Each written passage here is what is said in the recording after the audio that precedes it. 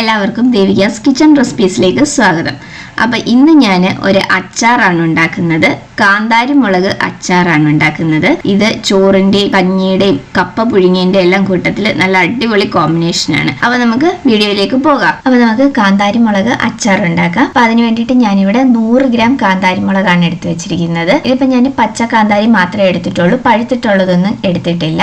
നമുക്ക് അച്ചാറിലേക്ക് പഴുത്തിട്ടുള്ളത് ചേർക്കാതിരിക്കുന്നതാണ് നല്ലത്. കാരണം അച്ചാർ കുറച്ചൊന്ന് അലിഞ്ഞു വരുമ്പോൾ പഴുത്തത് ചേർക്കുകയാണെന്നുണ്ടെങ്കിൽ അത് വല്ലാണ്ട് അങ്ങ് അളിഞ്ഞതുപോലെ ആയിപ്പോകും. അപ്പൊ അതുകൊണ്ട് പച്ച കാന്താരി തന്നെ ചേർക്കുന്നതായിരിക്കും നല്ലത്. അപ്പൊ ഞാനിതിപ്പം 100 ഗ്രാം നന്നായിട്ട് ക്ലീൻ ചെയ്തെല്ലാം എടുത്തു വെച്ചിട്ടുണ്ട്. ഇതിപ്പോ ഞാൻ വെള്ള കാന്താരിയായിട്ടാണ് ഇടുന്നത്. നമ്മൾ മുളക് പൊടി ചേർത്തിട്ടല്ല ഈ അച്ചാർ ഉണ്ടാക്കുന്നത്, വെള്ള കാന്താരിയായിട്ടാണ് ഉണ്ടാക്കുന്നത്. അപ്പൊ ഞാനിതിപ്പം ഞെടുപ്പ് കളഞ്ഞിട്ടാണ് എടുത്തിരിക്കുന്നത്. കാരണം ഞാൻ 2 ദിവസം ഫ്രിഡ്ജിൽ വെച്ചതിന് ശേഷമാണ് എടുത്തേക്കുന്നത്. അപ്പൊ അത് കാരണം ഇതിന്റെ ഞെടുപ്പ് കളഞ്ഞിട്ടാണ് ഞാൻ എടുത്തിരിക്കുന്നത്. അപ്പൊ നിങ്ങൾ ഫ്രഷ് ആയിട്ട് അപ്പം തന്നെ പറമ്പിൽ നിന്നും ഒക്കെ പറിച്ചെടുത്തിട്ട് അന്നേരം തന്നെ അച്ചാർ ഉണ്ടാക്കാനാണെങ്കിൽ ഞെടുപ്പ് കളയേണ്ട ആവശ്യമില്ല.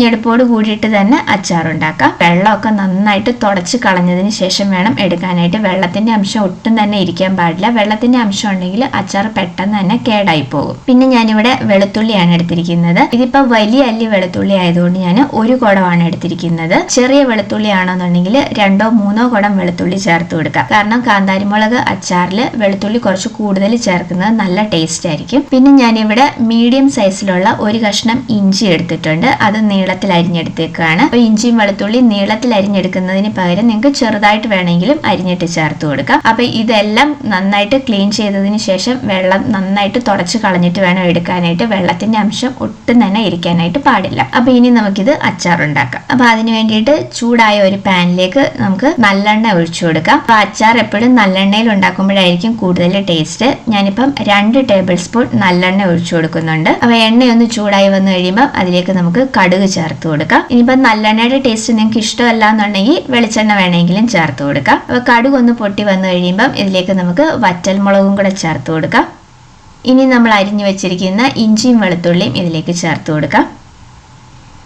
അപ്പോൾ ഇഞ്ചിയും വെളുത്തുള്ളിയും ഇതിലേക്ക് ചേർത്തിട്ട് നന്നായിട്ട് ഒന്ന് വഴറ്റിയെടുക്കാം. ഇത് ഒരുപാട് ബ്രൗൺ കളർ ആവേണ്ട ആവശ്യമൊന്നുമില്ല, ചെറുതായിട്ടൊന്ന് വാടി വന്നാൽ മാത്രം മതി. അപ്പോൾ ഇഞ്ചിയും വെളുത്തുള്ളിയും ചെറുതായിട്ടൊന്ന് വാടി വന്നതിന് ശേഷം നമുക്ക് കാന്താരി മുളകും കൂടെ ഇതിലേക്ക് ചേർത്ത് കൊടുക്കാം. ഇനി നമുക്ക് ഇതിലേക്ക് കുറച്ച് കറിവേപ്പിലയും കൂടെ ചേർത്ത് കൊടുക്കാം. അപ്പോൾ ഇതിലൊന്നും ഒട്ടും തന്നെ വെള്ളത്തിന്റെ അംശം ഉണ്ടാവാനായിട്ട് പാടില്ല. വെള്ളത്തിന്റെ അംശം ഇരുന്ന് കഴിഞ്ഞാൽ അച്ചാർ പെട്ടെന്ന് കേടാവും. അപ്പോൾ അതുകൊണ്ട് അത് പ്രത്യേകം ശ്രദ്ധിക്കണം. ഇപ്പോൾ ഇഞ്ചിയും വെളുത്തുള്ളിയും ചെറുതായിട്ടൊന്ന് വാടി വന്നിട്ടുണ്ട്. അപ്പോൾ ഇത്രയും വാടി വന്നാൽ മതി, ഒരുപാട് ബ്രൗൺ കളർ ആവേണ്ട ആവശ്യമൊന്നുമില്ല. അപ്പൊ ഇനി നമ്മൾ ക്ലീൻ ചെയ്ത് വെച്ചിരിക്കുന്ന കാന്താരി മുളകും കൂടെ ഇതിലേക്ക് ചേർത്ത് കൊടുക്കാം. അപ്പൊ കാന്താരി മുളകും കൂടെ ഇതിലേക്ക് ചേർത്തതിന് ശേഷം ഈ മുളകും കൂടെ ഇതിൽ കിടന്ന് ചെറുതായിട്ടൊന്ന് വാടി വരണം. ഈ മുളക് ചെറുതായിട്ടൊന്ന് വാടി വന്നതിന് ശേഷമാണ് നമ്മൾ ഇതിലേക്ക് പൊടികളൊക്കെ ചേർത്ത് കൊടുക്കുന്നത്. കപ്പ വേവിക്കുമ്പോഴും മീൻകറി ഉണ്ടാക്കുമ്പോഴും ഒക്കെ ഈ കാന്താരി മുളക് ചതച്ചിട്ട് ചേർക്കുകയാണെങ്കിൽ നല്ല ടേസ്റ്റ് ആയിരിക്കും. അപ്പൊ എനിക്കിപ്പോ കുറച്ച് കൂടുതൽ കാന്താരി മുളക് കിട്ടിയത് കാരണം ഞാൻ ഇതേപോലെ അച്ചാർ ഉണ്ടാക്കി വെക്കുകയാണ്. അപ്പൊ നമുക്ക് നാട്ടിലൊക്കെ ആണെങ്കിൽ നമ്മുടെ വീട്ടിൽ നിന്ന് തന്നെ ഫ്രഷ് ആയിട്ട് കാന്താരി മുളക് കിട്ടുമ്പോൾ കുറച്ച് കൂടുതൽ കിട്ടുന്ന സമയത്ത് ഇതേപോലെ അച്ചാർ ഉണ്ടാക്കി വെക്കുകയാണെങ്കിൽ നല്ലതായിരിക്കും. കാന്താരി മുളകിന് ഒരുപാട് ഔഷധ ഗുണങ്ങളും ഉള്ളതാണ്. കൊളസ്ട്രോൾ ഒക്കെ ഉള്ളവർക്ക് വളരെ നല്ലതാണ് കാന്താരി മുളക്.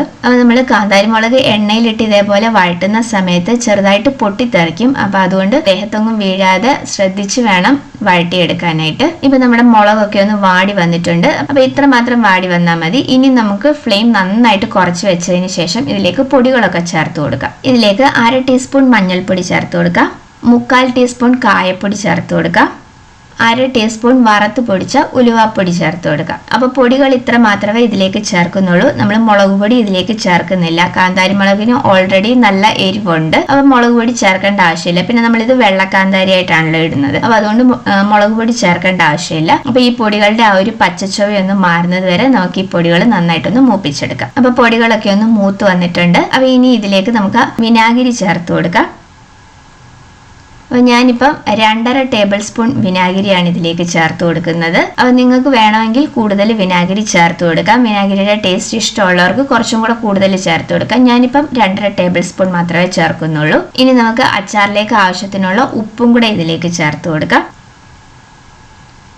ഉപ്പ് ഞാൻ കുറച്ച് കൂടുതൽ ചേർക്കുന്നുണ്ട്. ഒരിത്തിരി ഉപ്പ് മുന്നിട്ട് നിൽക്കുന്ന രീതിയിൽ ഞാൻ ഉപ്പ് ചേർത്തിട്ടുണ്ട്. കാരണം അച്ചാർ നന്നായിട്ടൊന്ന് അലിഞ്ഞു വന്നു കഴിയുമ്പോൾ അതിന്റെ എരിവ് നന്നായിട്ട് ഇറങ്ങും മുളകിന്റെ. ആ സമയത്ത് അതൊന്ന് ബാലൻസ് ചെയ്യാൻ വേണ്ടിയിട്ടാണ് ഒരിത്തിരി ഉപ്പ് കൂടുതൽ ചേർത്ത് കൊടുത്തത്. അപ്പൊ അതും കൂടെ ചേർത്ത് നന്നായിട്ട് എല്ലാം ഒന്ന് മിക്സ് ചെയ്തെടുത്തിട്ടുണ്ട്. അപ്പൊ നിങ്ങൾക്ക് ഇതിലേക്ക് കുറച്ച് ചാറോട് കൂടിയിട്ടുള്ള അച്ചാറാണ് വേണ്ടതെന്നുണ്ടെങ്കിൽ വെള്ളം നന്നായിട്ട് തിളപ്പിച്ചാറിയതിനു ശേഷം ഇതിലേക്ക് ചേർത്ത് കൊടുക്കാം.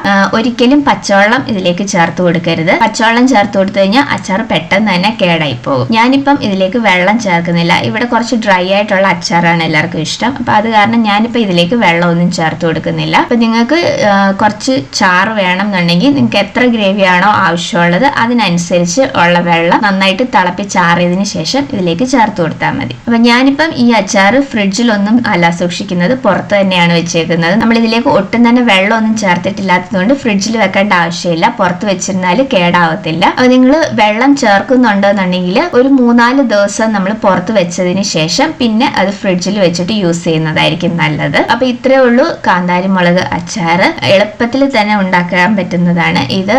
ചോറിന്റെയും കഞ്ഞിയുടെയും കപ്പ പുഴുങ്ങിയതിന്റെയും പഴങ്ങിഞ്ഞിയുടെയും എല്ലാം കൂട്ടത്തിൽ കഴിക്കാനായിട്ട് അടിപൊളി ടേസ്റ്റ് ആണ്. അപ്പം കുറച്ച് കാന്താരിമുളക് ഇതേപോലെ കൂടുതൽ കിട്ടുന്ന സമയത്ത് ഈ രീതിയിൽ ഒന്ന് അച്ചാർ ഉണ്ടാക്കി നോക്കണം. നല്ല ടേസ്റ്റി ആയിട്ടുള്ള ഒരു അച്ചാറാണ്. അപ്പൊ ഇതിന് മുന്നേ ഞാൻ പൈനാപ്പിൾ അച്ചാർ, മാങ്ങ അച്ചാർ, നാരങ്ങ അച്ചാർ ഇതിന്റെ ഒക്കെ വീഡിയോസ് ഇട്ടിട്ടുണ്ട്. അതിന്റെ എല്ലാം ലിങ്ക് ഡിസ്ക്രിപ്ഷനിൽ കൊടുത്തേക്കാം. അപ്പൊ കാന്താരിമുളക് കൂടുതൽ കിട്ടുന്ന സമയത്ത് എല്ലാവരും ഈ രീതിയിലൊന്ന് അച്ചാർ ഉണ്ടാക്കി നോക്കണം. ഉണ്ടാക്കി നോക്കിയിട്ട് നിങ്ങളുടെ അഭിപ്രായങ്ങൾ കമന്റ്സിലൂടെ അറിയിക്കണം. അപ്പൊ വീഡിയോ ഇഷ്ടമായിട്ടുണ്ടെങ്കിൽ ലൈക്ക് ചെയ്യാനും ഷെയർ ചെയ്യാനും സബ്സ്ക്രൈബ് ചെയ്യാനും മറക്കരുത്. അപ്പൊ അടുത്ത വീഡിയോയിൽ വേറൊരു നല്ല റെസിപ്പി ആയിട്ട് കാണാം.